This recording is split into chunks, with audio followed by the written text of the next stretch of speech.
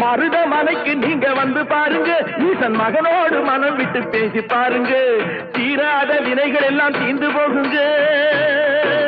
சத்தியமா சொல்லுறேன், தீராத வினைகள் எல்லாம் தீர்ந்து போகுங்க. அது தீராவிட்டால் வந்து என்னை கேளுங்க, அது தீராவிட்டால் வந்து என்னை கேளுங்க. மருதமலைக்கு நீங்க வந்து பாருங்க.